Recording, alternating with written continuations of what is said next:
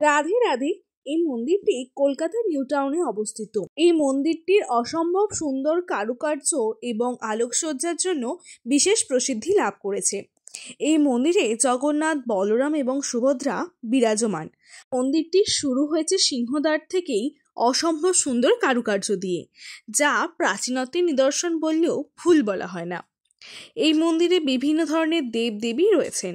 আচ্ছা চলো, আমাদের প্রথমে জগন্নাথ, বলরাম, সুভদ্রা প্রভুদের দর্শন করাই।